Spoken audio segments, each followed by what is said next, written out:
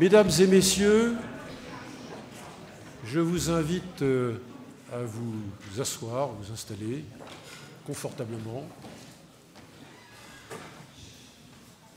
Et je vais dès maintenant laisser la parole à Monseigneur Emmanuel Petit, recteur de l'Institut catholique de Paris.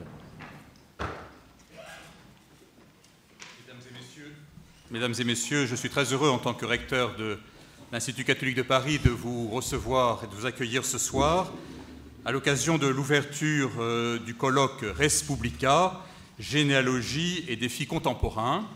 Et nous ouvrons ces 2 journées de colloque avec une conférence inaugurale ce soir avec notre invité Stéphane Rosès, que je remercie très, très chaleureusement de sa venue. Il va nous parler de la République, l'imaginaire français et l'après-présidentiel.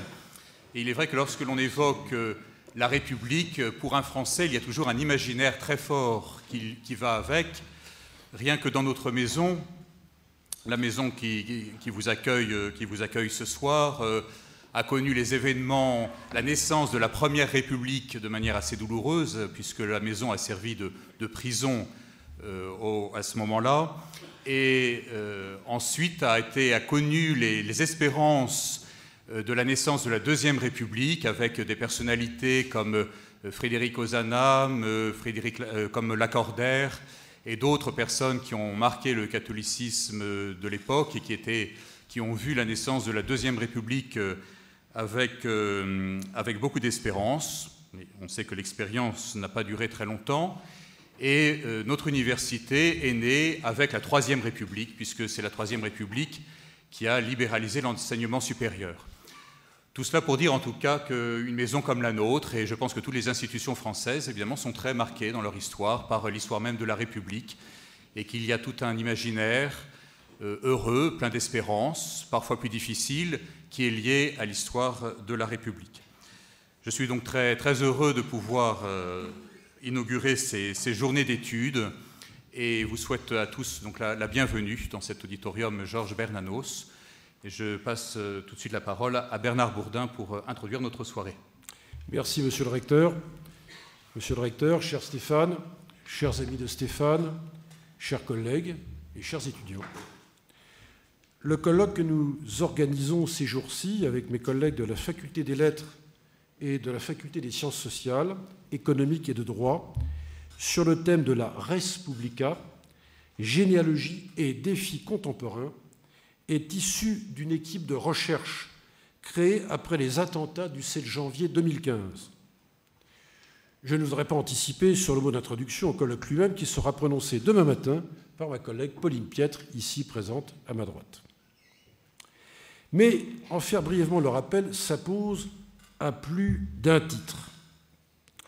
Lors de l'Assemblée générale de l'unité de recherche de l'ICP en 2015, nous avions ressenti le besoin de prendre position par rapport à ce drame national, et c'est la raison pour laquelle j'ai répondu à l'appel du recteur de cette époque, Monseigneur Borden. Il en a résulté le choix de ce thème après plusieurs années de recherche, et qui, au fond, est bien plus qu'un thème, au fond, c'est une problématique. Et par le choix aussi du mot latin, nous avons voulu porter la réflexion sur la signification même de ce qu'est la chose publique. Question d'autant plus pertinente dans notre pays, marqué depuis un siècle et demi par 3 républiques. La Res Publica a donc indéniablement une généalogie, mais une généalogie non seulement française, une généalogie, comme l'indique encore une fois le mot latin, antique, romaine, et donc de sources historiques profondes. Mais cette généalogie est aussi confrontée à des défis contemporains. Et je voudrais, pour cette raison, saluer la présence de mon ami Stéphane Rosès, qui nous a fait l'honneur et la joie d'accepter notre invitation. Stéphane Rosès, en raison de son expérience de politiste, de consultant, de sa participation à de nombreuses instances officielles, que je ne saurais ici d'ailleurs énumérer, et surtout sa grande expérience de conseiller de plusieurs candidats à l'élection présidentielle, était la personnalité toute désignée pour prononcer la conférence inaugurale de notre colloque. Une autre raison majeure est la coïncidence parfaite avec la parution de son livre en dialogue avec Arnaud Benedetti, dont je voudrais saluer la présence, il serait tardé à arriver, et aussi je voudrais saluer la présence des éditions du Cerf, de Jean-François Colossibo, d'Antoine Cargoët, ici présent, par son intitulé « Chaos, essai sur les imaginaires des peuples », cet ouvrage est en lui-même tout un programme de réflexion sur lequel Stéphane Rosès travaille depuis de nombreuses années. Il m'a lui-même fait l'honneur de m'associer à cette réflexion dans la revue Politique et parlementaire autour des imaginaires religieux. Merci Stéphane. Mais ce soir, Stéphane Rosès va surtout attirer notre attention sur le concept d'imaginaire des peuples, j'ajouterais même d'imaginaire national, tout en se situant de plein pied dans la problématique de notre colloque, comme en témoigne le titre de la conférence inaugurale, La République, l'imaginaire français et l'après-présidentiel. Je n'en dirai pas plus, cher Stéphane, c'est avec joie que je te cède la parole. Merci. Je remercie l'Institut catholique de Paris, monsieur le recteur, pour votre hospitalité, le père Bernard Bourdin, nous nous connaissons depuis longtemps, je crois que c'est au Collège des Bernardins, et je remercie Michel de Virville pour sa présence, que nous étions rencontrés la première fois, et récemment avec le rabbin Yann Boissière qui est là, mais aussi d'autres religieux. Nous avons échangé autour de l'articulation entre les religions, les sociétés et la trace des religions sur les sociétés. Évidemment, je suis très honoré d'inaugurer cette conférence, ce colloque, Res Publica, généalogie et enjeux contemporains. Et si, au fond, je pense que vous m'avez invité, ce qui me permet de côtoyer et remercier ici étudiants, enseignants, amis, penseurs, professionnels qui sont là, c'est justement, peut-être par ma singularité, en ce que je ne suis ni universitaire ni chercheur, mais professionnel. J'ai dû, au fond, au bout de quelques années, devant interpréter les représentations et les faits, arriver à des constats absolument inverses à ce qu'ils étaient en termes d'analyse quand j'ai commencé à travailler, constatant des permanences à partir de l'exemple français et d'autres exemples comparatistes internationaux, des permanences dans les façons d'être et de faire des Français. La façon dont le citoyen noue le rapport à la nation, dont le salarié noue le rapport à son entreprise, le résident d'un territoire avec un esprit des lieux, la façon dont, au fond, le consommateur français investit lorsqu'il acquiert un bien et service une dimension immatérielle qui va au-delà de l'usage même du bien et du service, mais aussi la façon dont les internautes français se déploient sur les réseaux. Ces constantes dans les façons de s'approprier le réel. Au fond, j'ai commencé peu à peu, mon cerveau un peu reptilien, par la force des choses, à me dire, mais il y a là des constantes. Alors même que mes objets de travail étaient très prosaïques, pour des candidats des présidentielles, 3 présidents de la République, mais aussi des directions d'entreprises, des élus locaux, des syndicats ou des instances me permettant de mener des études internationales. Je vois ici mon vieil ami Philippe Méchet. Nous avons commencé ensemble à la Sofres à travailler pour la Commission européenne, mais aussi, même s'il s'en défend et ça le gêne terriblement, pour l'Institut d'études de la CIA, l'USIA, mais aussi le Marshall Fund. Donc on a quand même, comme sondeur, l'essentiel de nos travaux sont des travaux confidentiels où on travaille pour des gens effectivement très divers. Donc le travail de sondeur et conseil, au fond, on est saisi sur des questions très prosaïques et ensuite on mobilise des outils pour bien comprendre et on fait des préconisations. Et puis il faut du temps pour commencer à corréler des choses et à se demander mais pourquoi ces permanences et ces constances. Permanence dans le temps, constance dans les façons d'être et de faire. Et ensuite, quand on compare, grâce aux études internationales, avec les façons d'être et de faire des autres, au fond, on convoque le temps long. On convoque le temps long et au fond, devant parler à la Cato sur la République, moi-même croyant, chrétien et très républicain, peut-être trop pour certains, y compris dans ma famille, qui mieux que Charles Péguy pouvait faire un pont pour remonter à la question du temps long.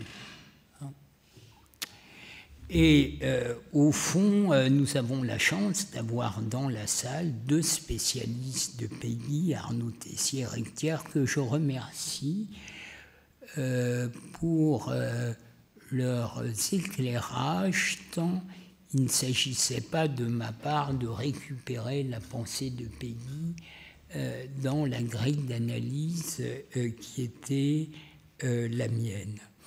Donc je cite, si vous le voulez bien, Péguy, le catholique, le socialiste, le dreyfusard et le patriote. Il dit d'emblée, la République une et indivisible, c'est notre royaume de France.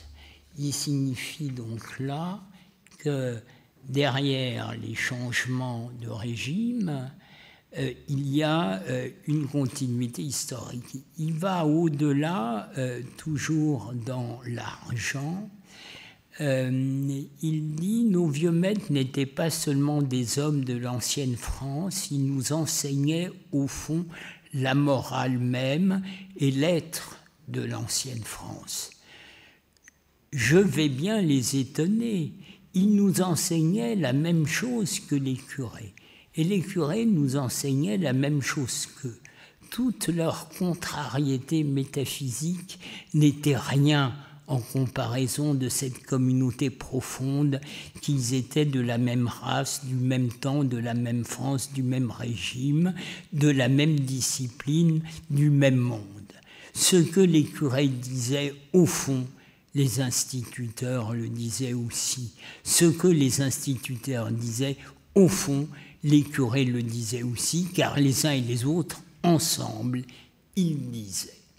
Donc, il va au-delà, il nous dit que derrière les apparentes guerres dont il parlera ailleurs sur sa jeunesse à Orléans, entre le curé et l'insigne de la République, au fond, par-delà les apparences, ils disent les mêmes choses. Et puis, puisqu'à la fin du propos, je vais parler de l'état de dégradation politique terrible dans lequel nous sommes, des républicanisations, dans notre jeunesse, Péguy dit « vous nous parlez de la dégradation républicaine, c'est-à-dire proprement de la dégradation de la mystique républicaine en politique républicaine.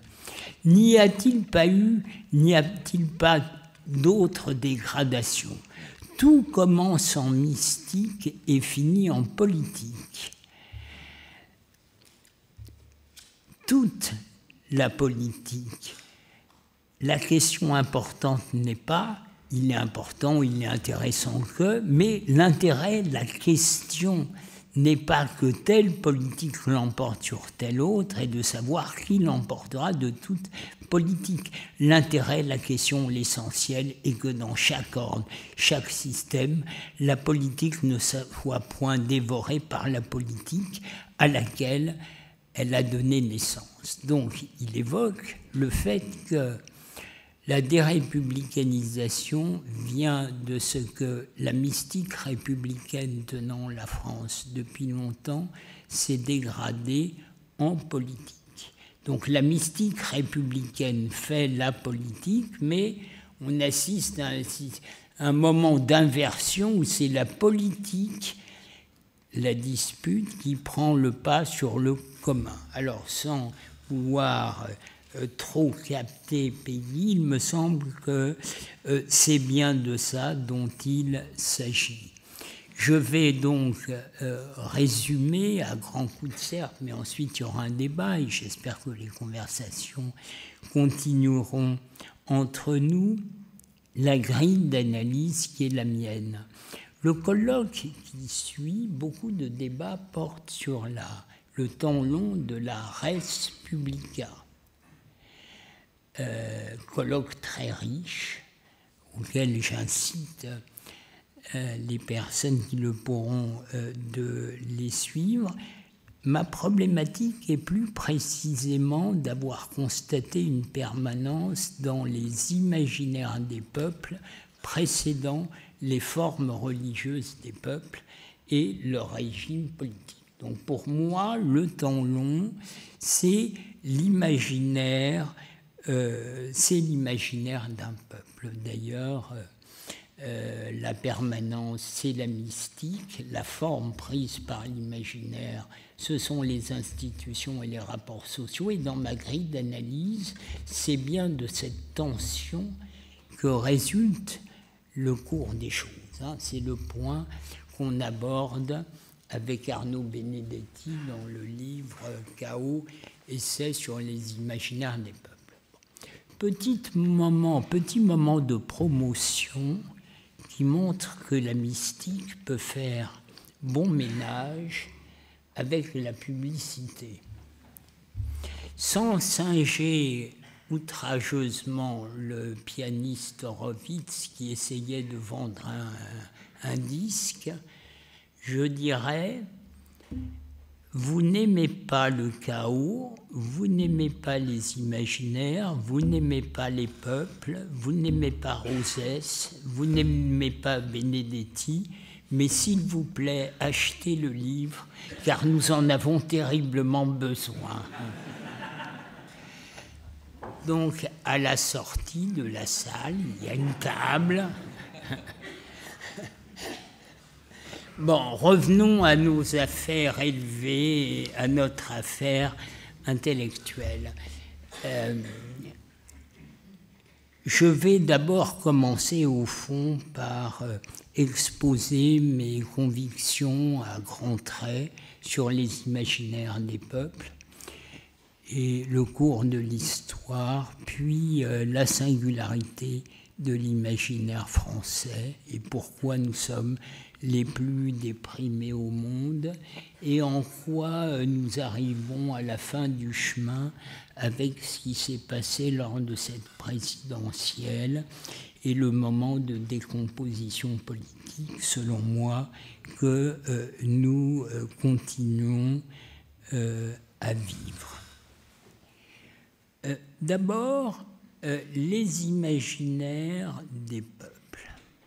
Le président Macron, lors de sa première conférence devant les ambassadeurs en 2017, avait dit « Les peuples se rétractent à la forme primitive de leur imaginaire. Paradoxe. Jamais une mondialisation n'a rendu les peuples plus interdépendants économiquement, financièrement, numériquement, et pourtant, jamais avec une telle rapidité, les peuples se replient humainement et politiquement. Comment expliquer ce paradoxe qui affecte différemment les différentes civilisations et différemment les différents peuples? Depuis, la situation ne s'est pas améliorée. La crise climatique et de la biodiversité montre ses ravages de façon plus nette sans entraîner une plus grande coopération entre les pays. Et la crise pandémique, hormis peut-être parmi la communauté des chercheurs, mais n'a pas vu véritablement les peuples faire preuve d'une grande solidarité entre eux. La crise pandémique nous a appris deux choses. La première, c'est qu'est-ce qui fonde d'une communauté humaine un peuple? Ce n'est pas la prospérité. De temps en temps, Alain Supiot utilise la formule « nous ne sommes pas des vaches ».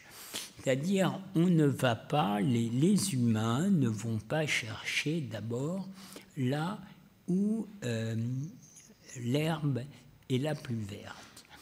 Face à un risque contingent d'une pandémie, les peuples ont arrêté l'économie pour faire face ensemble, quitte à rogner sur leur liberté individuelle.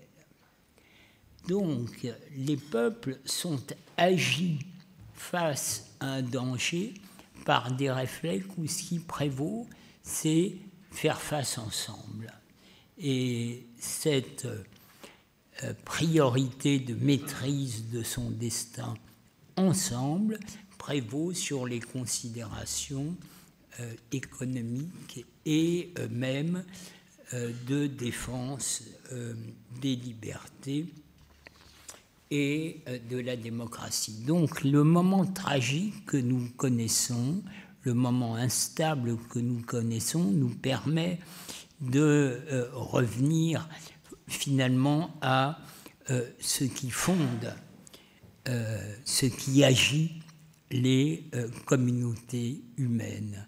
Nous sommes, nous, sapiens, conscients que nous allons mourir, nous sommes conscients de nos limites et nous devons nous assembler en communauté, que ce soit des peuplades, des tribus, des ethnies, des peuples sous forme de nations ou d'empires, pour faire face au réel, nous approprier le réel. Cet imaginaire fonctionne comme un inconscient collectif pérenne qui permet au collectif de se mouvoir dans le réel au travers d'images, de représentations, de symboles, de croyances, de récits, de création, d'institutions, de rapports sociaux, de rapports à la technique, de rapports géopolitiques sans cesse en mouvement. Ce creuset remonte pour chaque peuple à la façon dont il s'est constitué originellement. Le réel change, bien sûr, la vie de la société évolue sans cesse, mais selon des modalités que l'on retrouve dans le temps long. Et chaque imaginaire tisse et colore de façon singulière les façons d'être et de faire des peuples.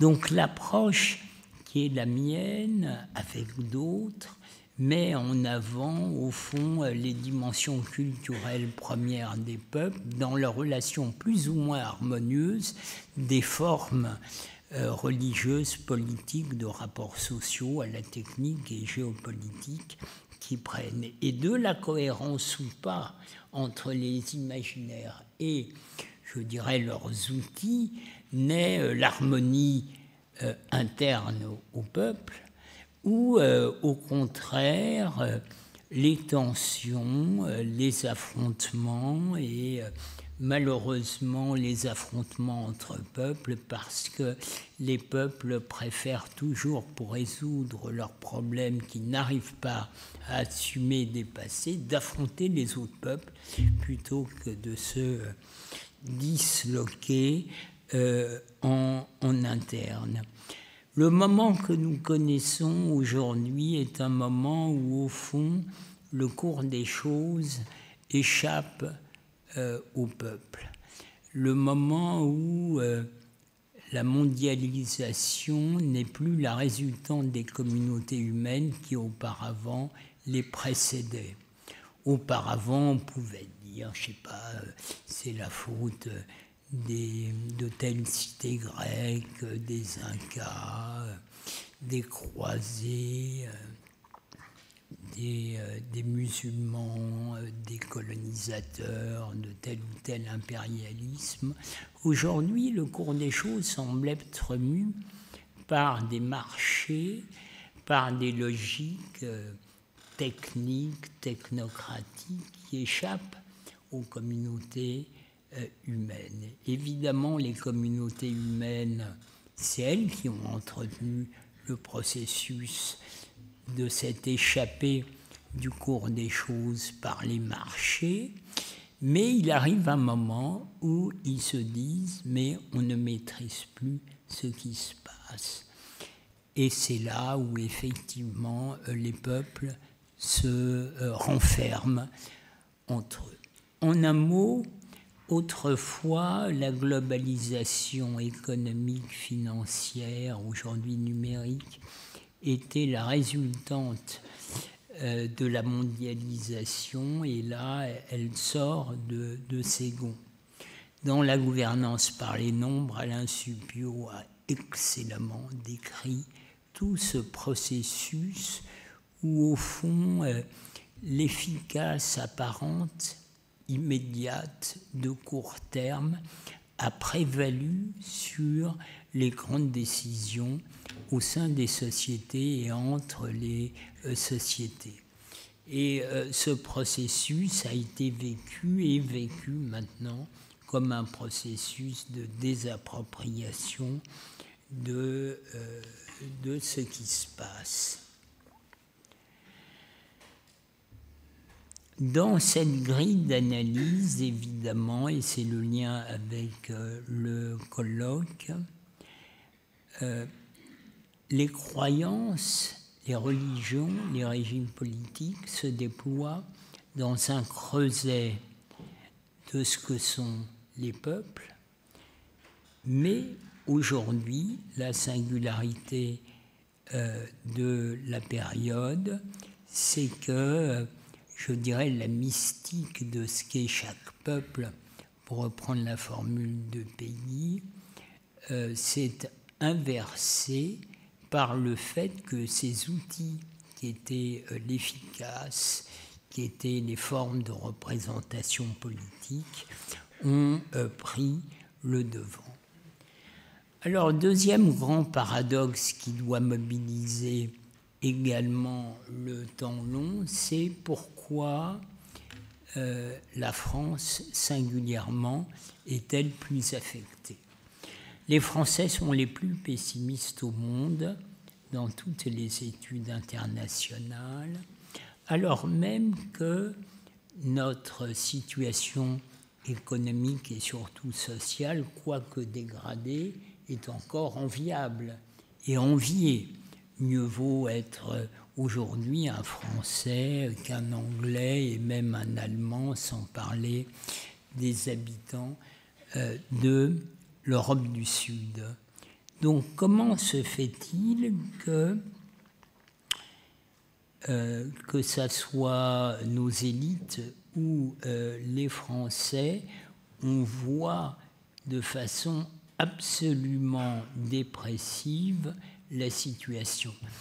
Pourquoi, dans une étude menée avec HEC, Ernst & Young, Havas et W et compagnie, auprès des leaders économiques et d'opinion dans les 15 pays les plus développés, à propos de l'image des pays dans la mondialisation, ce qu'on appelle pour faire moderne les brand nations, les images de marque des pays, eh bien, les leaders économiques et d'opinion du monde sont à 2/3 à dire que la France peut tirer parti positivement de la mondialisation, et dans la même étude, les 2/3 des leaders économiques et d'opinion français pensent l'inverse. C'est-à-dire que les étrangers voient nos singularités et atouts, et nous, non seulement nous ne les voyons pas, mais nous nous sentons privés des armes pour nous déployer dans la mondialisation. Eh bien, cela résulte, selon moi, de la contradiction la plus forte qui puisse exister entre l'imaginaire d'un peuple et le cours des choses néolibéral. Arnaud Benedetti utilise la formule dans Le chaos qui se profile que la France serait dans l'œil du cyclone. Alors, qu'est-ce qui se passe ? Il se passe que pour rassembler les Français, il a fallu dès le départ trouver des choses en commun entre des Celtes, des Latins et des Germains. Nous sommes le cul-de-sac de l'Europe, une terre de migration où beaucoup sont arrivés au départ par hasard. Et donc, pour assembler ce qui va devenir la France, il a fallu un long travail permettant de tenir ensemble des personnes d'origine si différentes, de lieux si différents, de statuts sociaux et de classes si différents.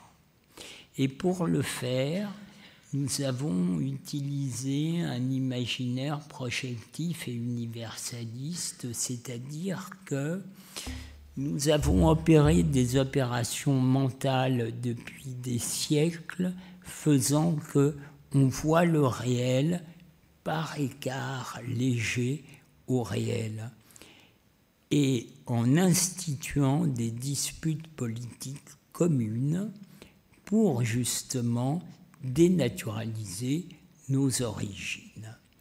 D'où la centralité de nos passions politiques. Elles ne viennent pas seulement du fait que la France est constituée autour de l'État monarchique et que l'État a précédé la nation. Elle vient de ce que, pour tenir ensemble des gens si différents et qui, jusqu'au bout, vous vous souvenez que la phrase de Mirabeau disant que la France était constituée déjà elle-même de sous-pays, il a fallu se projeter dans l'espace, dans le temps, dans des projets, dans des incarnations politiques. C'est pour ça que je recours au terme imaginaire projectif et universaliste. Et ces opérations visaient au fond à trouver quelque chose en commun à des gens au départ si divers. Ça explique, par exemple, dans les formes artistiques ou dans la satire, dans le théâtre, dans la poésie, des modalités où on construit des égalités des conditions qui vont précéder ensuite l'égalité sociale. Mais je me souviens d'une conversation, on n'a pas le temps de parler au fond de ce qui fonde ma grille d'analyse, qui ont toujours été des expériences très très prosaïques. Une discussion avec le président Hollande après les attentats islamistes contre Charlie Hebdo.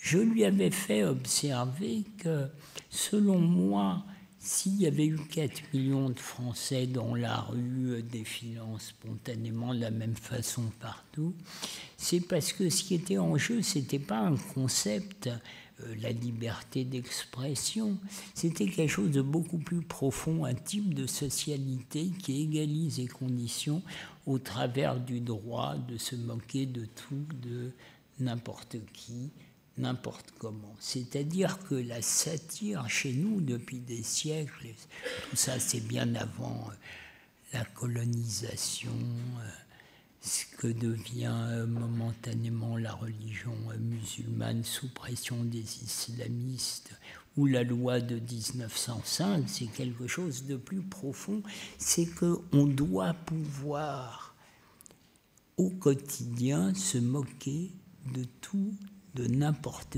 qui, n'importe comment, pour s'assurer qu'au travers de cette moquerie permanente, nous participions bien à la même société. Ou bien si on prend le théâtre, par exemple, de Corneille, de Marivaux, de Molière dans les Jeux de l'amour et du hasard, pour des raisons de badinage, la servante devient comtesse, la comtesse devient servante, mais ensuite chacun reprend son rôle. Oui, mais dans le geste théâtral, l'essentiel a été fait.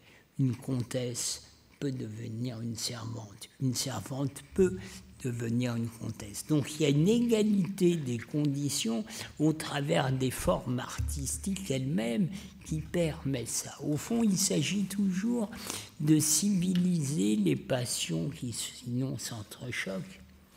Et la définition d'ailleurs de la peinture de Watteau, de Chardin sur le libertinage, civiliser les passions. On était chez un ami, chez des amis à écouter, qui sont là à un concert de musique classique, et Debussy a un morceau qui s'appelle Les Fêtes galantes, où là, les paroles, c'est quelque chose du genre, lui dit « Je me souviens de choses que nous avons faites ensemble », et la dame répond « Mais pourquoi voulez-vous qu'il m'en souvienne ?»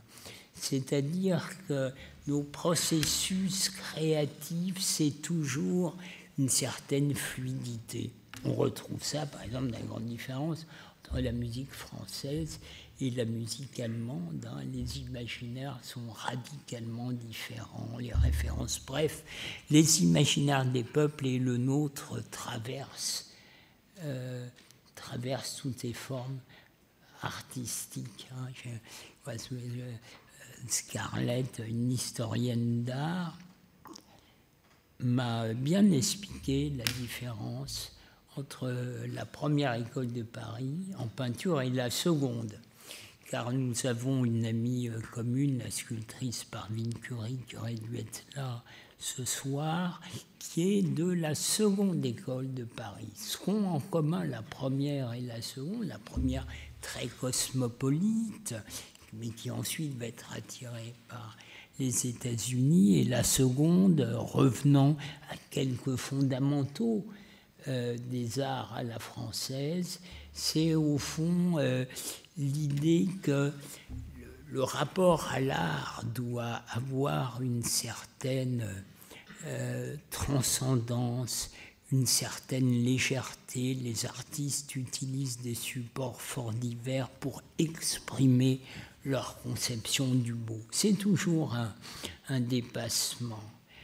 Le grand musicien Rameau, qui se considérait plus comme philosophe que comme musicien, dans une querelle, dite querelle des bouffons avec Rousseau, disait que pour lui, le beau avait partie liée avec la raison. On retrouve ça chez Boileau, quand on prend la poésie, si on compare la poésie française et la poésie allemande, c'est très clair. Il y a une façon projective, aérienne chez nous de penser les arts par déconnexion entre le prosaïque et la représentation. C'était la diplomate américaine Madeleine Albright qui disait « Seuls les Français peuvent dire j'y crois en théorie et pas en pratique ». Nous avons engendré Descartes. Nous avons engendré un immense philosophe prétendant que l'esprit serait séparé du corps, prétendant même que l'esprit ferait le corps, prétendant même que la raison ferait le réel. Pour nos amis allemands, à l'imaginaire inverse, je reviendrai tout à l'heure sur nos affaires européennes, le réel ne procède pas de la raison, de la vision du concept. Il dépend de l'expérience. On rapporte que Karl Jaspers, ce philosophe allemand, voit Heidegger après la guerre et lui dit « Mais comment, toi, un grand philosophe, as-tu pu frayer avec le nazisme ?» La réponse d'Heidegger aurait été à Jaspers « Est-ce que tu as vu les mains du Führer ?» Étonnant comme réponse venant d'un grand philosophe. Mais au fond, quand les armées de Guderian traversent les Ardennes, Heidegger dit « ça y est, on a battu Descartes ». Donc il y a là, derrière les enjeux des imaginaires, tout se tient. La façon de voir le monde, la façon de se socialiser, la façon de s'assembler, la façon de créer, la façon d'innover, la façon d'organiser le management des entreprises, ce qu'investissent les uns les autres dans les acquisitions de biens et services, les façons d'innover, les façons de chercher. Nous avons la plus grande, avec les Russes, la plus grande école de mathématiques. Cette prétention que grâce à une discipline reine, les mathématiques vont dire le réel et le vrai de la physique, par exemple. Cette façon que nous avons de faire des jardins à la française, à découper le corps. Il y a parmi nous beaucoup de professeurs et de médecins qui constatent que plus la médecine chez nous se spécialise, plus chacun est dans son domaine, de sorte que peu à peu, mais ça Alain Suppiot l'a aussi analysé, on ne soigne plus le malade, on soigne la maladie, on fait des statistiques, un processus de déshumanisation peu à peu, et puis surtout de négation que tout se tient dans le corps humain. Il y a certes des spécialités, mais dans la réalité, ce qui agit, l'être humain, c'est un tout.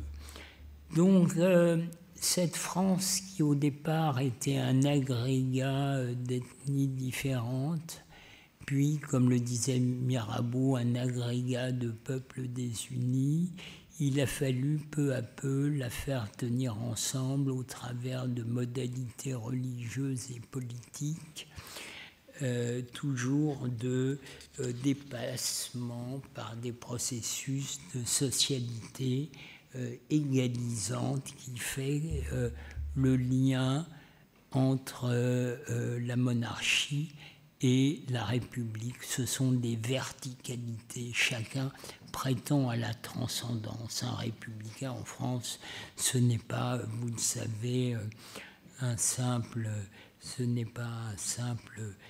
démocrate. Alors, le cours des choses aujourd'hui, qui échappe au destin des peuples et qui semble être régi par l'efficacité de la gouvernance par les nombres, est évidemment absolument contraire à notre imaginaire. Notre imaginaire est celui de la construction politique. Nous n'allons pas chercher dans le passé la source de nos mots. C'est la très belle phrase de René Char: notre héritage n'est précédé d'aucun testament. Nous avons un héritage, une façon d'être, une façon de faire, une socialité, mais il n'y a pas de testament qui précède cet héritage. Ce qui nous tient ensemble, c'est le fait de refaire sans cesse entre nous des contrats politiques au travers de visions d'incarnation politique, d'appropriation de l'espace et le temps. C'est donc un processus très volontaire de construction politique, et Rousseau l'a dit, qui n'est pas seulement intériorisé par nos représentants politiques, mais qui doit être intériorisé par chacun. Chacun se fait une bonne image de ce qui est bon pour la France, de l'intérêt général. On retrouve ça d'ailleurs dans les entreprises. Péguy le disait dans Notre jeunesse, je crois.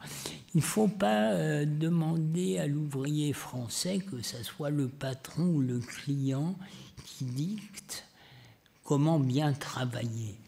Lui sait comment bien travailler, n'est-ce pas ? Par moments au détriment des consommateurs que nous sommes. J'ai eu une journée un peu bousculée, j'ai souhaité manger à 14h. Après, on arrive comme toujours dans les cafés, les restos chez nous, comme dans un jeu de quilles, quoi. Il faut le garçon à la française. Bon, faut vraiment faire des tonnes pour qu'il accepte de nous servir avec un petit sourire, un petit réconfort dans ce monde de brut que nous connaissons. Bref, un des effets de notre imaginaire projectif, c'est notre universalisme. C'est-à-dire qu'on voit le monde extérieur à partir de notre monde intérieur. Le monde intérieur de l'imaginaire français, c'est on met de côté les différences des origines, les différences religieuses, les différences philosophiques pour devenir citoyen et se hisser à la hauteur de l'intérêt général. Ce processus projectif a comme prolongement naturel notre universalisme, la Déclaration universelle des droits de l'homme et du citoyen. Encore une fois, avec François Hollande, je lui avais demandé pourquoi il avait dit devant tout le monde que le plus beau jour de sa vie politique était quand il avait dit qu'il fallait intervenir au Mali. Alors je lui avais dit, mais t'as étonné beaucoup de gens, parce que tu aurais pu dire, c'était le jour où les Français t'ont élu président de la République, alors pourquoi t'as dit ça ? Parce que j'engageais des forces françaises. Je lui ai dit, ouais, mais il y a une quinzaine de théâtres d'opérations. Et je lui ai dit, je vais te faire part de mes intuitions. Pour la première fois dans ta vie, tu as pris une décision sans couper les cheveux en quatre, mue par l'évidence seulement française, qu'on aurait quelque chose à faire au Mali. Les Français ne savent pas précisément où est le Mali, ne savent pas précisément la différence entre les Touaregs et les islamistes. Ils peuvent peut-être penser qu'on a d'autres choses à faire que de dépenser de l'argent dans des aventures militaires, d'autant que les Allemands ont la gentillesse de ne pas intégrer ça dans le calcul. Bon, bref.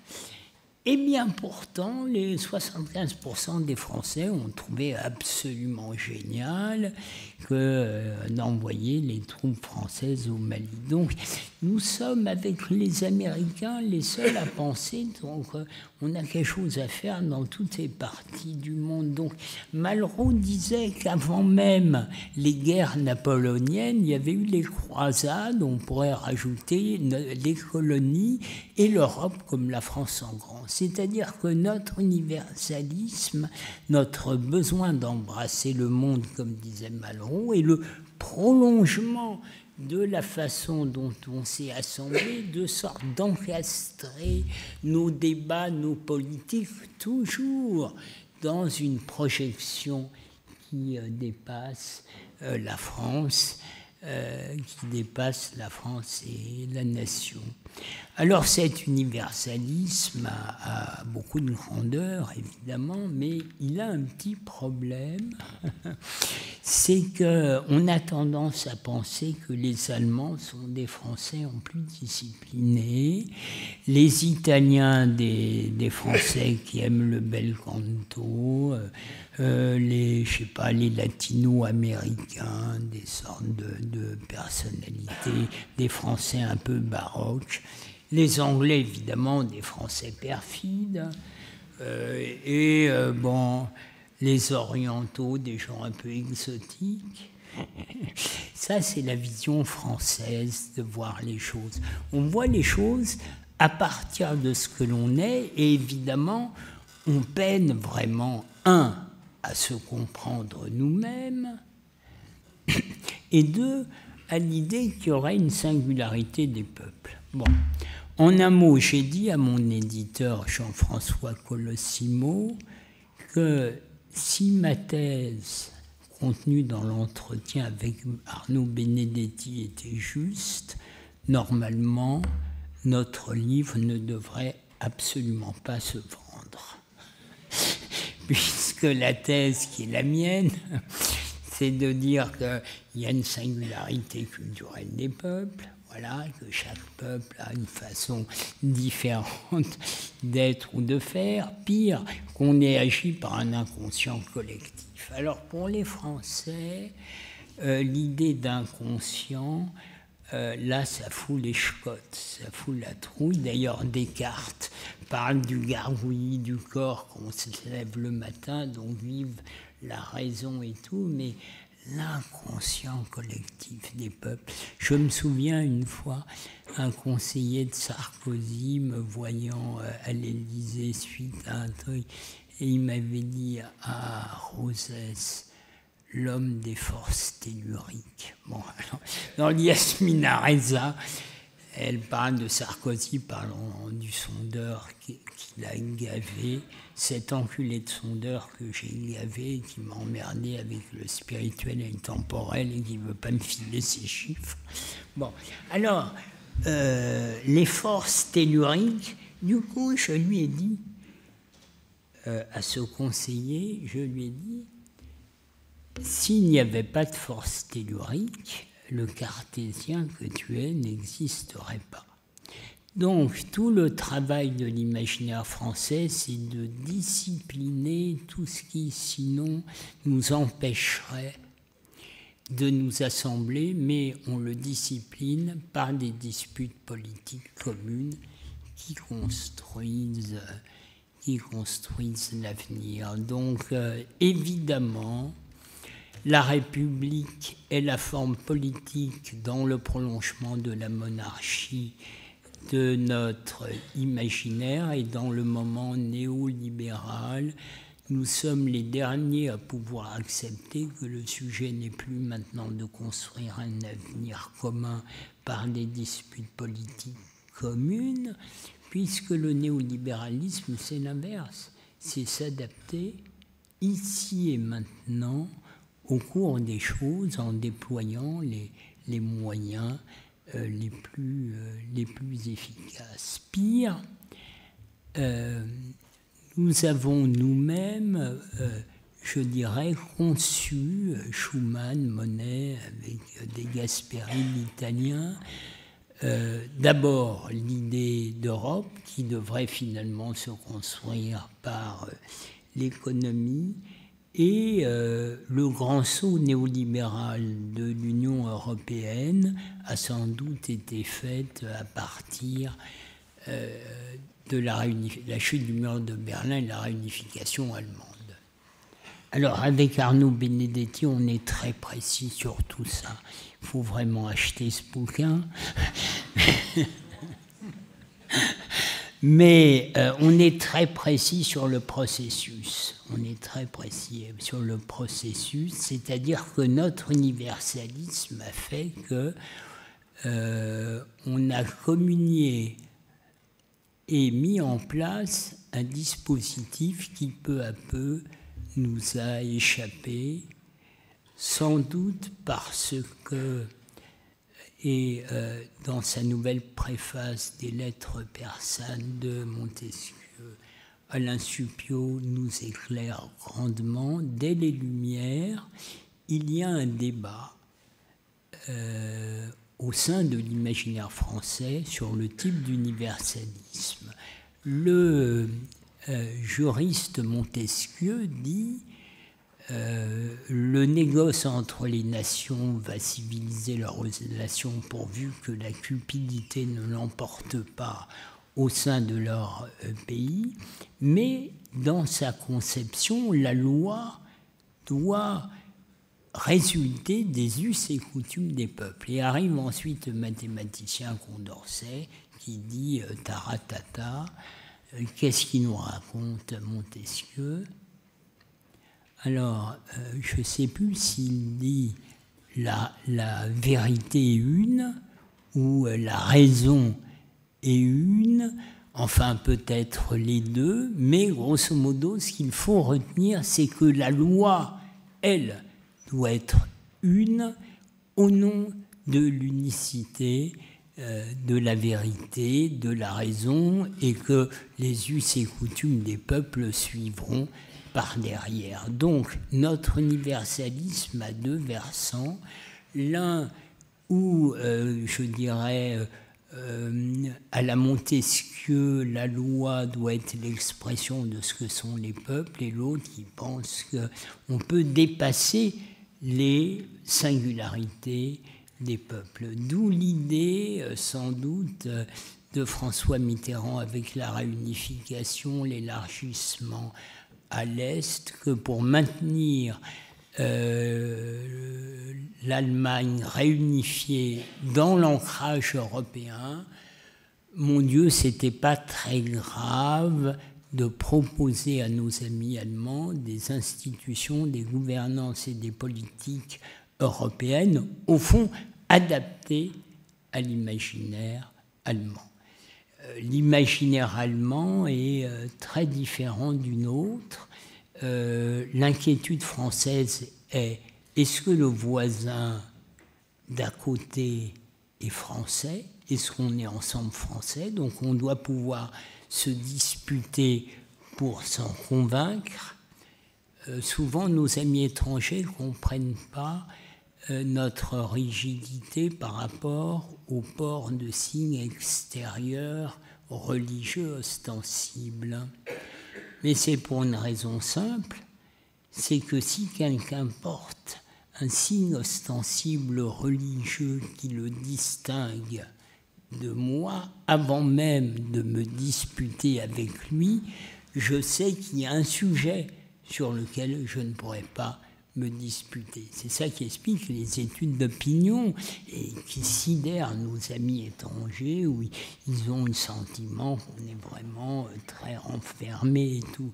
Donc, ces processus, au fond, politiques, c'est ce qui nous assemble pour faire la France. Le sujet allemand, me semble-t-il, est très différent.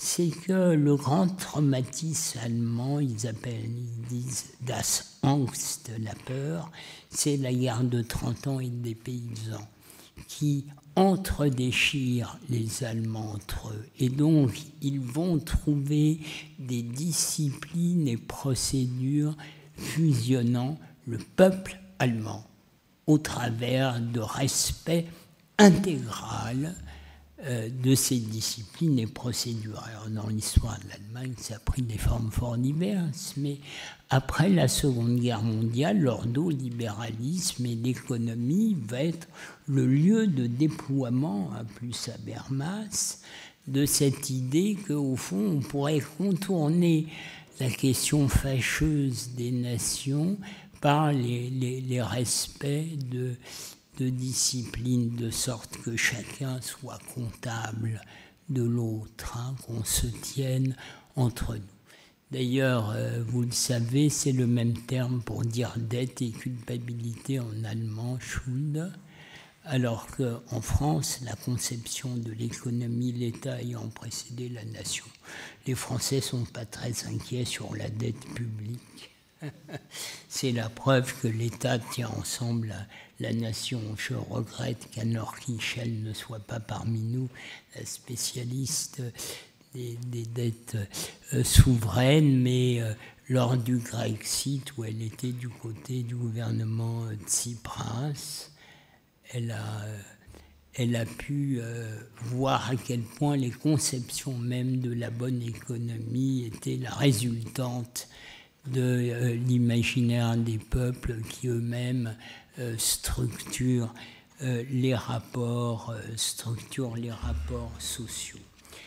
Donc la globalisation néolibérale, au fond, vient percuter les imaginaires des civilisations des peuples, et parmi eux, la France est la plus en difficulté parce que ces représentations imaginaires sont contraires au cours des choses. Pire, nous sommes touchés par une malédiction, c'est que le sommet de l'État relaie des gouvernances néolibérales de Bruxelles conformes à l'imaginaire allemand. À l'intérieur de la France est contraire à l'imaginaire de la nation. C'est-à-dire que c'est à l'intérieur même de notre pays qu'il y a deux énergies contraires qui se déploient. Celle de l'imaginaire de la nation qui veut se projeter dans la volonté politique au travers de souverains portant l'autorité politique, par des disputes communes, on doit pouvoir discuter de tout, et un sommet de l'État qui, au fond, relaie des réformes structurelles au nom de la construction européenne. Il en est de même dans certaines entreprises. Au fond, on dit aux Français, pour survivre dans le monde tel qu'il est, il faut en passer par le respect de procédures un peu contraires à nos façons de faire, mais c'est la condition de la survie. Donc les Français disent oui avec la tête et non avec les tripes. C'est ça le désagrément le pire de l'arrivée des cabinets anglo-saxons au sommet de l'État pour le réformer, ou dans les entreprises où, grosso modo, ces cabinets anglo-saxons disent aux Français « Bon, alors on va vous mettre en place les procédures les plus efficaces pour réformer l'État, l'entreprise. » Ah oui, mais le sujet, c'est que les Français, avant de s'intéresser au comment, leur première question, c'est le pourquoi. N'est-ce pas? Et si la France s'affaisse dans tous les secteurs, si rapidement, si profondément, c'est parce que le sommet de l'État, la pensée du sommet de l'État, de nos classes dirigeantes, de la plupart de ceux qui font les grandes écoles, c'est une pensée très technique, économiciste, où, au fond, on pourrait faire l'économie de l'intentionnalité de l'imaginaire français et des Français, qui est de discuter des choses.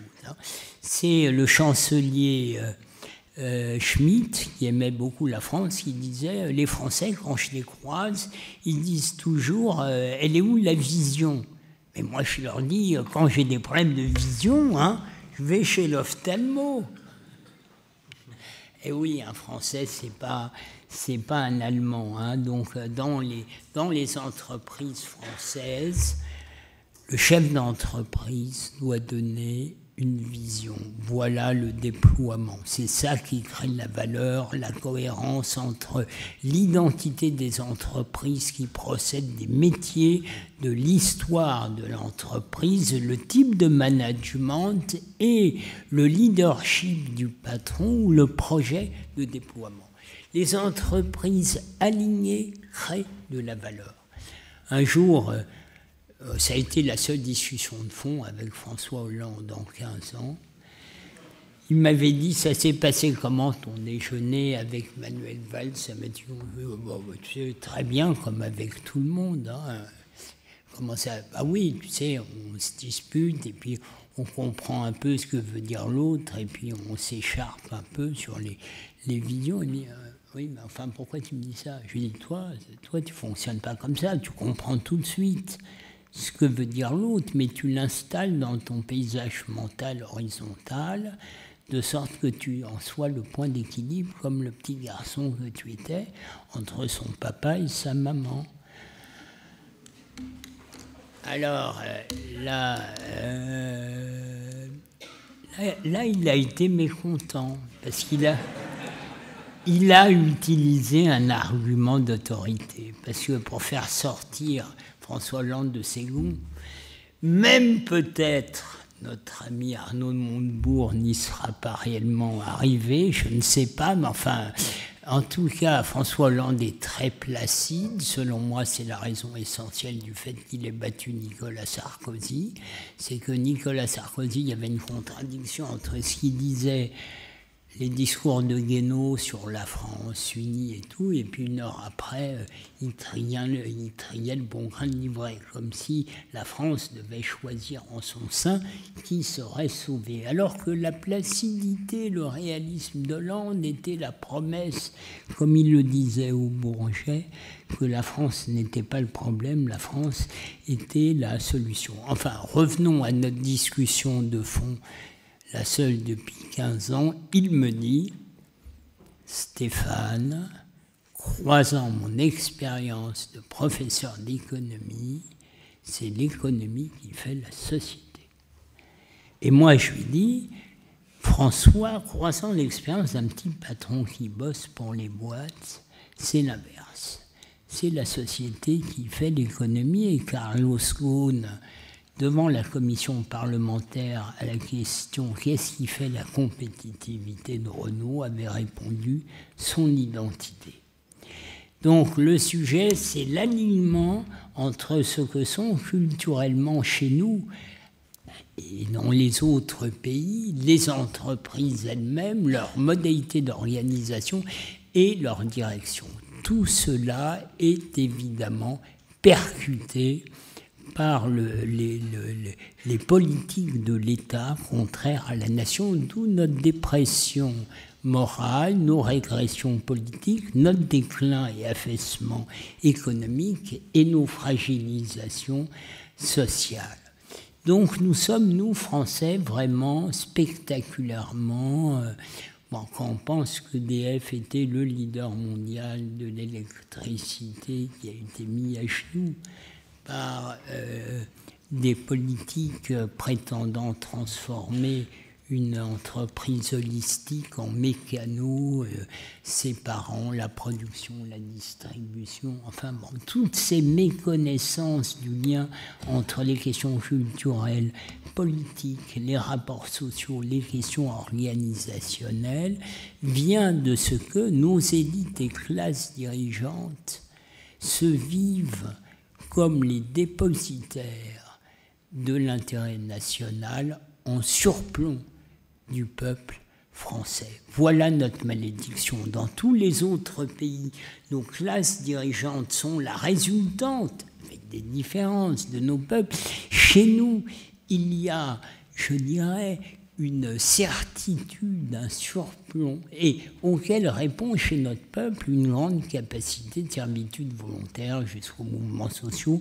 Jacquerie est rarement révolution. Mais voilà notre malédiction qui vient de ce que l'État a précédé la nation, est chargé de tenir ensemble la nation et mène des politiques contraires à notre imaginaire national. Alors, pour terminer, dans le monde tragique qui est le nôtre, n'existent comme pays et dirigeants que ceux qui sont en phase avec l'imaginaire de leur peuple, d'une part. D'autre part, l'Europe sort de l'histoire. La crise ukrainienne, où tout le monde a compris que les choses se décidaient à Washington, dans leur capacité à maîtriser la nation ukrainienne dans sa défense face à l'agression russe dans le moment actuel, mais aussi évidemment chez l'agresseur à Moscou et à Pékin. Mais l'Europe est sortie de l'histoire parce que ses institutions sont contraires au génie européen. Le génie européen, depuis Mare Nostrum, c'est de faire la diversité du commun.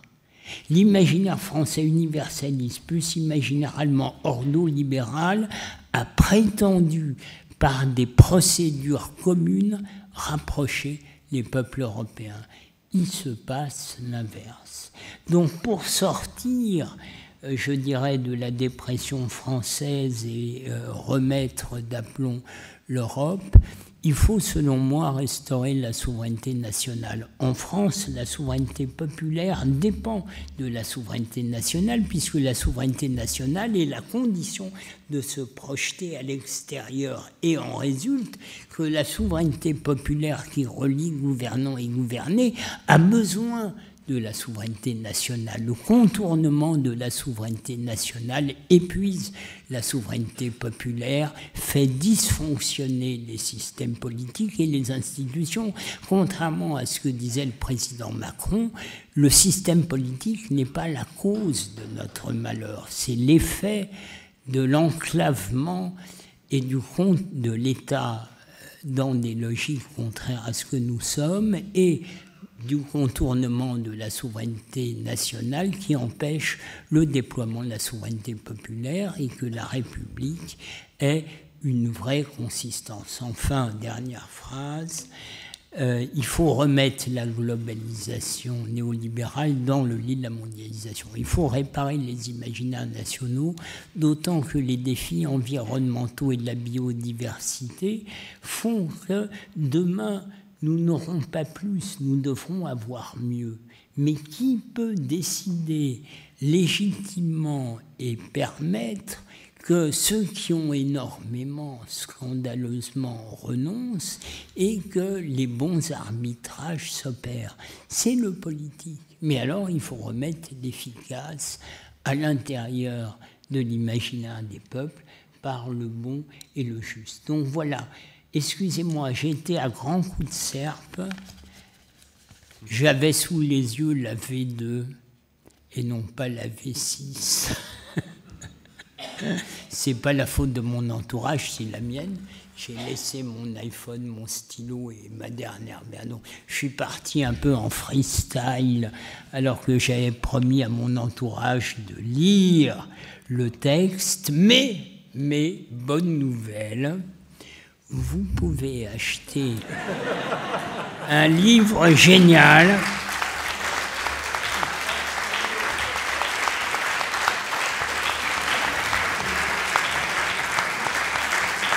Vous n'aimez pas le chaos, vous n'aimez pas Benedetti, vous n'aimez pas Rosès, vous n'aimez pas les imaginaires, vous n'aimez pas les peuples, mais achetez notre livre parce qu'on en a terriblement besoin. L'indépendance a un prix. On se disait ça avec Arnaud. Merci. Merci encore.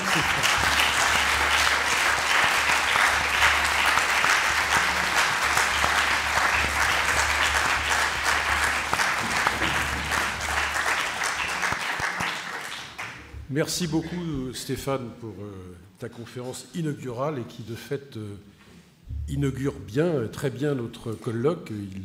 Tu as annoncé un certain nombre de questions sur lesquelles nous aurons certainement à revenir au cours des 2 journées qui vont suivre. Alors, il nous reste très peu de temps, il est 8h moins 10, mais j'aimerais bien quand même que nous ayons un échange autour de tout ce que tu viens de nous dire. Il nous reste 10 minutes, à la rigueur un quart d'heure, c'est peu, mais... 20 minutes. Comment ? 20 minutes. Oh, si on veut, oui, 20 minutes. On va essayer de se cadrer quand même. Tout dépend de monsieur le recteur, au fond. Ouais. Alors, j'ai plusieurs questions à l'esprit, mais je vais moi-même me discipliner. Je retiendrai en tout cas 2 pour lancer la discussion. L'une est peut-être assez péguiste finalement, puisque au travers des imaginaires, et de celui français en particulier, est-ce que pour que cet imaginaire soit ou contribue à la réalisation d'une chose publique, et Dieu sait que la République française a été pourvoyeuse d'histoire, ne crois-tu pas que ce qui manque, ce qui fait cruellement défaut, c'est un récit historique, une déperdition du récit historique qui permet de se réaccrocher à la réalité? Pour qu'un peuple puisse se nouer, il faut bien qu'il se reconnaisse dans une communauté de destin. Il lui faut bien un récit, même s'il y a une part de mythe dans les récits. Mais il n'empêche un récit historique. Ça, c'est une première question, et qui incarne en quelque sorte. C'est dans ce sens-là que je pensais à Pékin. Et puis, L'autre question, tu parlais de l'Allemagne. Est-ce qu'il n'y a pas un malentendu précisément lorsque l'on parle de l'Europe avec l'Allemagne? C'est que, en termes d'imaginaire, les Allemands ont un imaginaire plutôt impérial. Nous avons un imaginaire national. Et donc nous ne parlons pas de la même chose. Nous n'avons pas la même projection sur l'Europe. Inévitablement. C'est comme ça. C'est pas un jugement, c'est pas une condamnation, c'est un fait. Voilà mes deux questions. Alors d'abord, effectivement, Péti le dit bien, la mystique se dégrade en politique, alors que la politique devrait être au service de la mystique. Derrière ta question, d'un point de vue du théologico-politique, c'est l'incarnation. Et nous avons dans la dernière période des néo-Bonaparte, c'est-à-dire Emmanuel Macron est un Bonaparte en ce qu'il a compris l'importance de la symbolique politique verticale de son lien direct avec les Français contre les corps intermédiaires, mais au service de l'horizontalité des start-up nations, et sont en même temps prétend tenir les deux ensemble, mais comme le fait remarquer Pierre Musso, ici présent, que je remercie pour la richesse des échanges.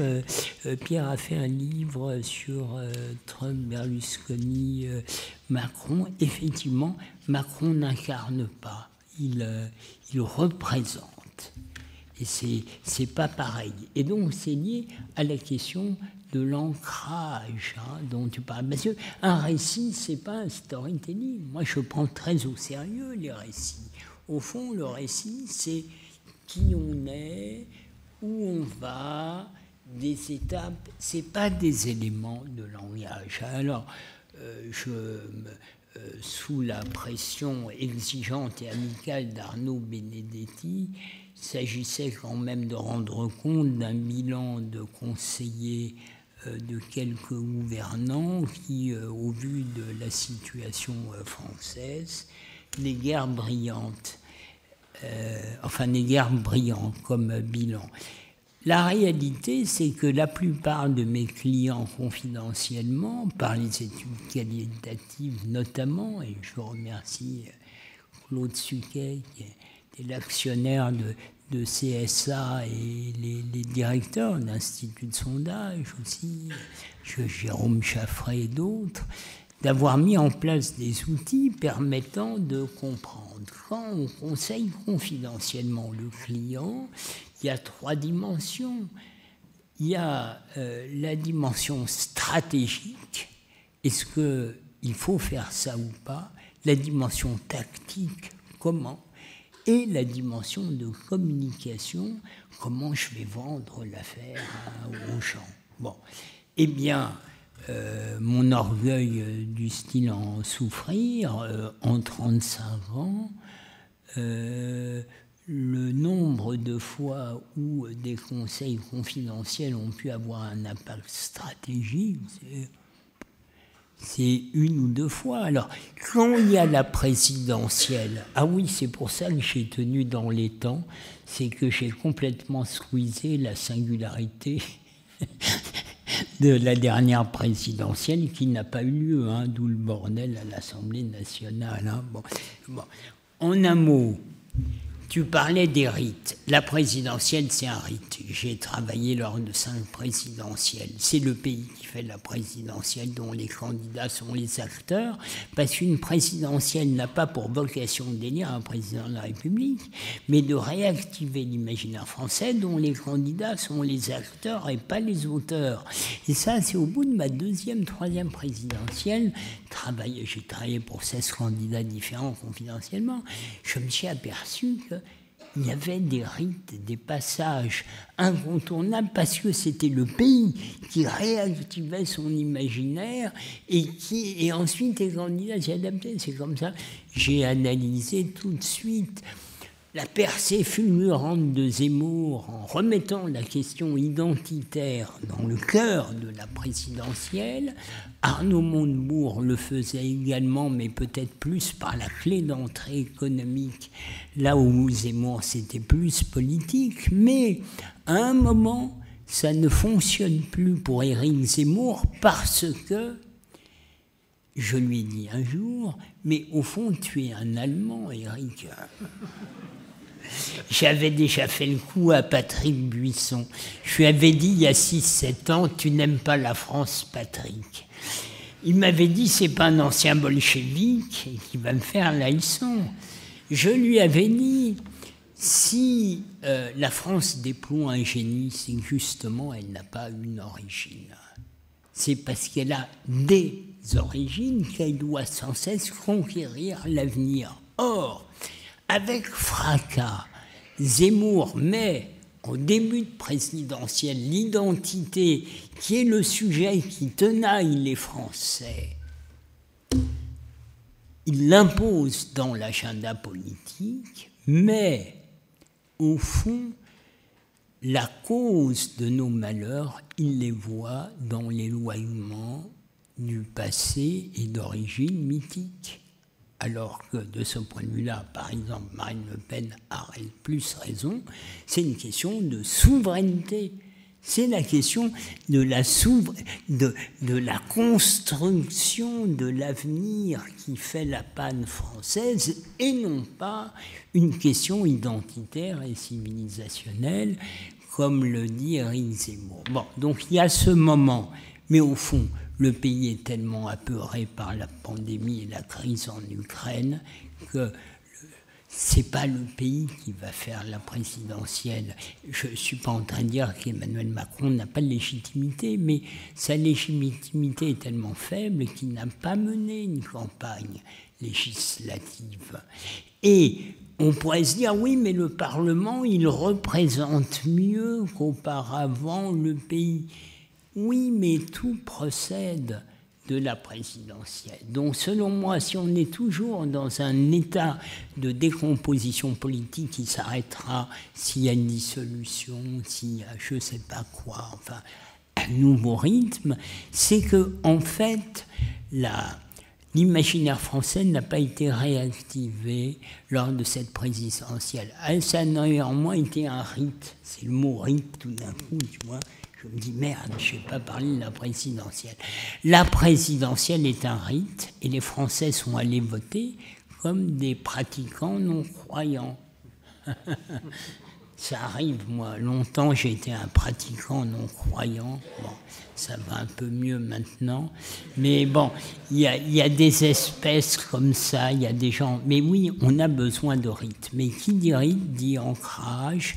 Et le premier stade du néolibéralisme, c'est quand, après Bretton Woods, on décide que les monnaies doivent se désindexer de leur territoire, alors même que les monnaies sont des représentations des rapports sociaux, de sorte que la monnaie devient objet de spéculation et permet au fond aux sociétés occidentales de continuer à consommer, alors que la division internationale du travail et la baisse du taux de profit fait qu'ils auraient dû renoncer pour partie à leurs droits de créance. Donc le récit, c'est sérieux, mais ça veut dire un ancrage dans un territoire. Alors, je me souviens que la seconde question, elle était plus compliquée, donc je l'ai oubliée. C'est sûr. Oui, parce que tu dis, tu vas fort. Parce que... Moi, j'ai parlé devant 200 chercheurs à Berlin quand Macron a été élu. Il y avait le Wissenschaft College et l'Institut Marc Bloch. Et dans le débat, à un moment, ils m'ont interrogé sur le nazisme et j'ai dit avec une forme de légèreté que pour moi c'était l'imaginaire allemand radicalisé. J'ai senti un flottement. Et ensuite, quand j'ai demandé la vidéo du débat, comme par hasard, elle n'existait plus. Alors, bon. Donc, mais alors toi, tu vas encore plus franchement sur la conception impériale. Alors c'est vrai que notre conception française, c'est la nation et pas le nationalisme. Quand Danny Cohn-Bendit faisait ses campagnes, c'était moi son sondeur confidentiel, et pour un ami allemand, dire nation, il pense nationalisme et nazisme. Et donc déjà, il faut expliquer à un franco-allemand comme Danny Cohn-Bendit que la nation à la française, effectivement, ça n'a rien à voir, effectivement, avec la nation à l'allemande. Et dans les façons d'être et de faire maintenant de l'Allemagne, elle se déploie en assumant tout à fait ce qui existait auparavant. Je ne sais plus si j'ai eu des échanges avec Arnaud là-dessus, mais je me souviens clairement des échanges. Grosso modo, nos amis européens demandant à la France « mais qu'est-ce que vous faites avec l'Allemagne ?» Parce que nos amis allemands décident à peu près de toutes les grandes questions importante, et si l'Europe sort de l'histoire, c'est parce que la France n'a pas tenu son rôle politique. L'Europe, c'est une polyphonie de nations avec des façons de voir différentes, et donc cette idée qu'une fois élu le président français aille apporter ses lettres de créance à l'Allemagne, ou bien ce que j'ai pu observer à l'Élysée-Matignon, l'obsession pour le cours du spread. On en parle dans le livre avec Arnaud, parce que ça fait toujours sérieux de parler chiffres, le spread. Bon. J'en ai un peu abusé, maintenant ma carrière se termine. Au fond, les gens pensaient que j'étais un type sérieux puisque je parlais de chiffres. Et puis, peu à peu, clandestinement, j'ai passé mes affaires d'imaginaire, de force tellurique, d'inconscient collectif. Bon. Donc, à l'Élysée et à Matignon, l'obsession, une fois élu, une fois que le président a été élu, en se moulant dans le creuset français de la réactivation de notre imaginaire, dont il a été l'acteur. Ensuite, l'obsession, c'est deux choses. Quand le journal Le Monde arrive, tout de suite, regardez les titres. Sur les trois présidents, je l'ai pris, j'ai travaillé, je l'ai testé, comme quand par hasard, j'étais en début d'après-midi, le journal Le Monde arrivait, on pouvait parler de choses super importantes, l'huissier arrivait, apportait le Monde, là, la conversation était terminée, il fallait lire les titres du Monde. Bon. Et puis...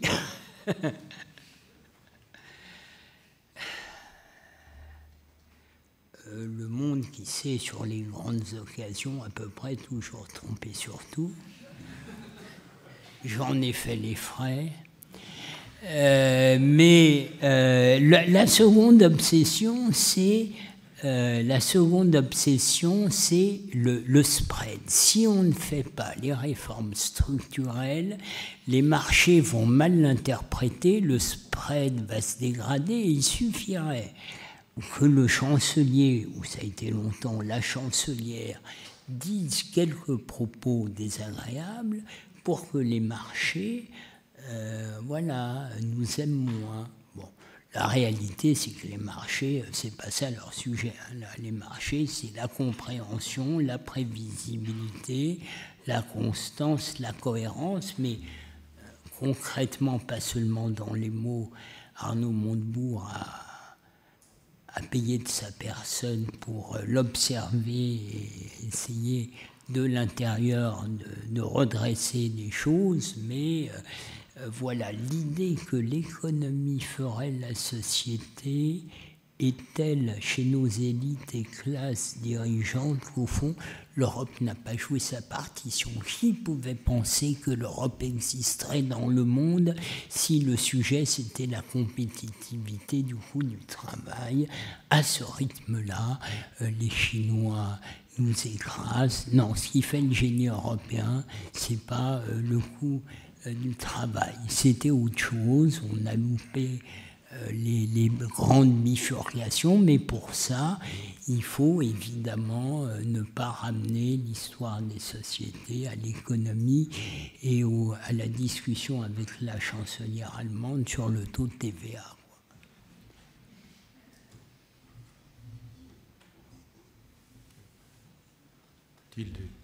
questions dans l'Assemblée.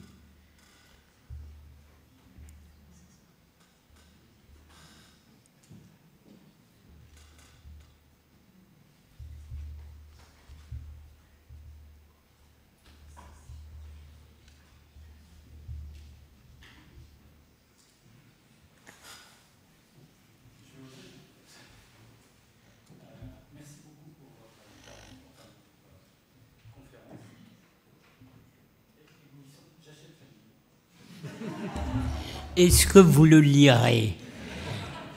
C'est bien de nous faire plaisir, Arnaud et moi, d'autant que nos recettes sont partagées à part égale, mais évidemment, comme nous avons pensé un peu il y a quelques années, on aimerait que vous le lisiez. Si, merci.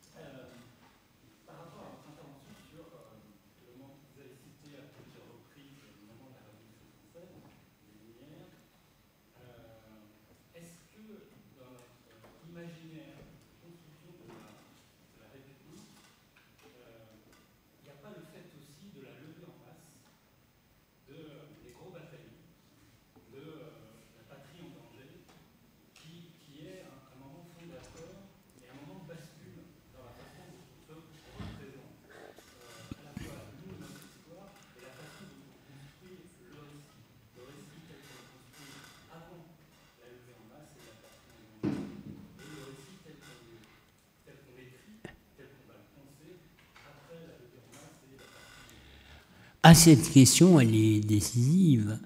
Ernst Jünger, quand il a 100 ans, interrogé par des journalistes italiens, on l'interroge sur la fameuse phrase de Clausewitz, la guerre et la poursuite de la politique par d'autres moyens. Et alors, il rajoute une petite phrase. Il dit « Quoique s'agissant de l'Allemagne, après la Seconde Guerre mondiale, on pourrait dire l'inverse. » Alors, quel est le sujet sur la façon de guerroyer? On parlait de récits. Éric Anceau, spécialiste de Napoléon III, n'a pas pu malheureusement venir. Quand Marx s'attend à ce que les journées de 1948 fassent advenir un gouvernement socialiste, il se dit, mais c'est quoi ce fantoche qui débarque, Napoléon III? Alors, comme Marx est quelqu'un d'une grande intelligence et très sérieux, il s'intéresse à l'oncle. Et il se dit, mais pourquoi donc sont-ils partis à 400 000, je crois, avec l'empereur jusqu'à Moscou? Ils sont revenus à 50 000. Enfin, c'est quoi ces Français? Alors il dit, bon, évidemment, ils ont acquis le droit de propriété, donc ils veulent en faire bénéficier les paysans, enfin les serfs.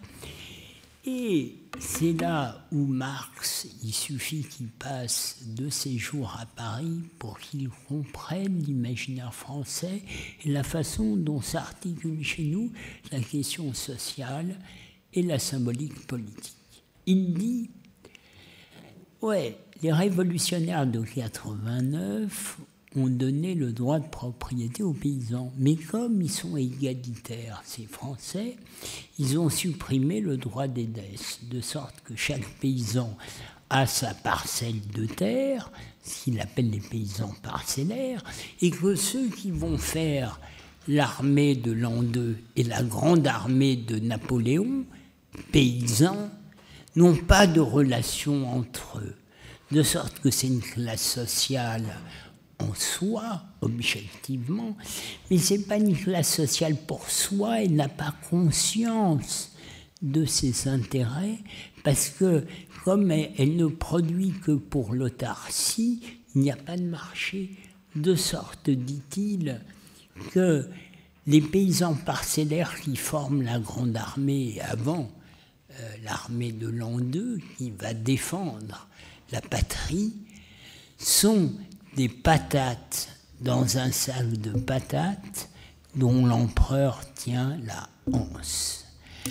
Ça veut dire que Marx, dans sa période française, tient ensemble la question de la symbolique politique qui préempte la question sociale, et le moment qui est un peu en amont, auquel vous faites référence de la levée en masse, nous, ces questions.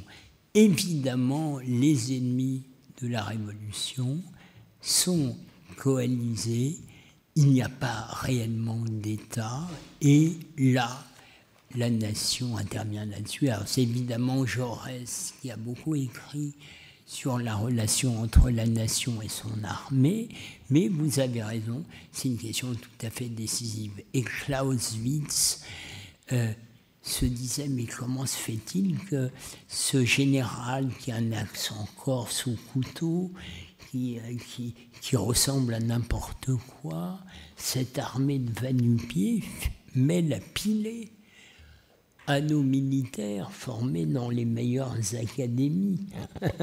Et oui, parce que les façons de guerroyer procèdent effectivement de ce que sont les peuples, et vous avez raison, ce moment révolutionnaire est très important. Alors, dans le livre, Arnaud Benedetti me houspille beaucoup sur le statut de l'événement avec un grand E. Dans la grille d'analyse dont on parle, comment s'articule la question des logiques et continuités structurantes de long terme, et puis la volonté des souverains ou l'irruption des peuples. Et bon, voilà, il y a des phases historiques et à l'intérieur, les acteurs se déploient. Le terme chaos, au départ, c'était l'idée de l'éditeur. Arnaud Benedetti était tout à fait partant. Je me suis laissé convaincre assez rapidement, mais le seul fait de comprendre ce qui advient doit permettre normalement d'armer, ou en tout cas de ne pas apporter des réponses qui aggravent encore les choses. Nous éviterons le pire si on répare les imaginaires nationaux et non pas si on les nie. Bien. Alors, allez, une dernière question.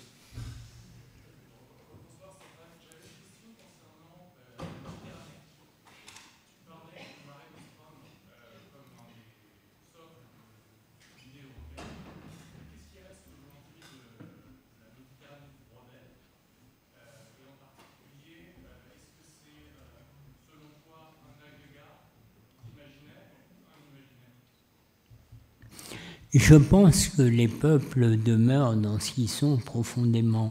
C'est-à-dire que les imaginaires perdurent même quand ils n'ont pas leur forme d'expression. Alors pourquoi j'arrive à ça? Mais parce que quand arrivent les gilets jaunes, Arnaud Benedetti dans les RPP avait fait tout un numéro spécial passionnant. Moi je l'analyse comme une jacquerie. Les gilets jaunes distinguent pas forcément la jacquerie, la révolte, la révolution. Mais c'est une jacquerie. Macron nourrit ton peuple. Ça lie la question sociale et la question de la souveraineté de ton peuple. Parce que le peuple français sait que la souveraineté nationale enserre les rapports sociaux. Et ton peuple, pas seulement nourri, c'est la jacquerie. Le souverain doit respecter sa charge. De sorte que j'avais dit au président Macron, tu dois recevoir tout de suite les gilets jaunes à l'Élysée. Il a fait l'inverse. Il y a eu un débat au sommet de l'État entre les orléanistes, Édouard Philippe, qui est une sorte d'Alain Juppé en plus souriant, mais comme je travaillais pour Chirac et Juppé en 1995 confidentiellement, j'ai quand même suivi tout ça de près sur la vision des orléanistes versus la vision du néo-Bonaparte.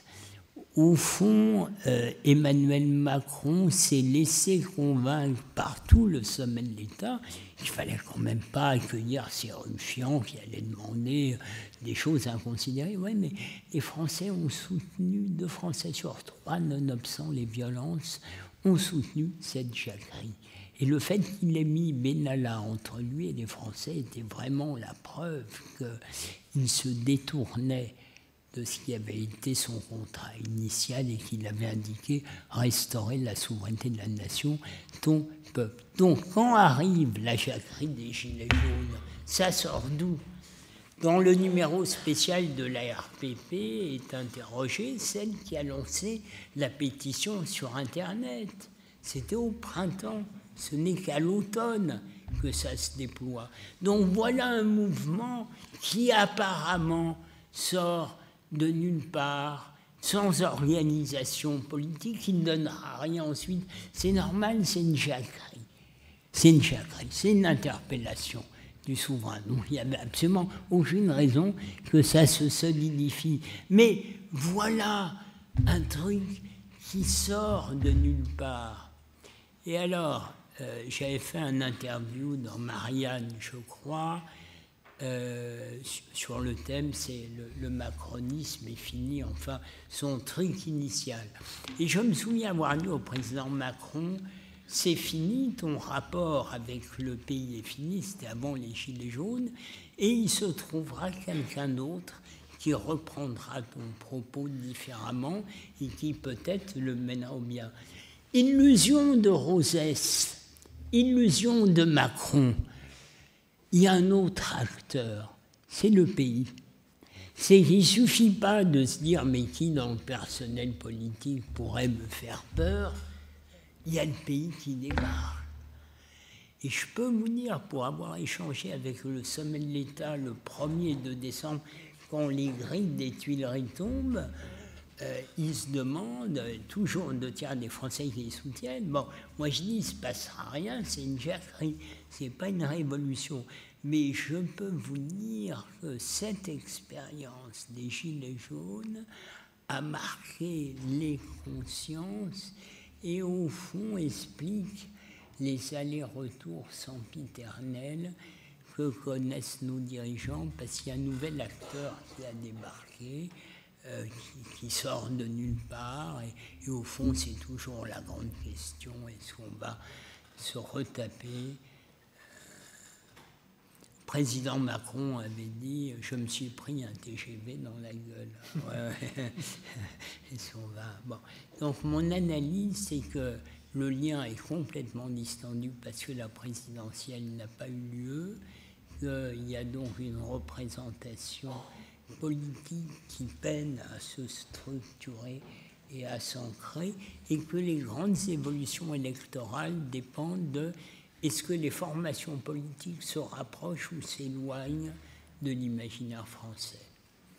L'évolution du RN a fait son rapprochement de l'imaginaire français. Le président Macron, lui, s'est éloigné, et au fond, c'est le seul critérium, selon moi, qui permet de sentir ce qui se passe.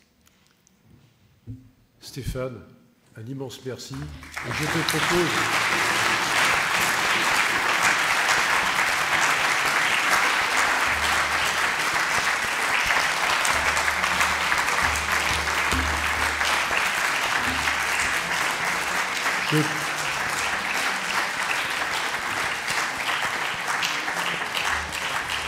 Je t'invite à aller vendre ton livre.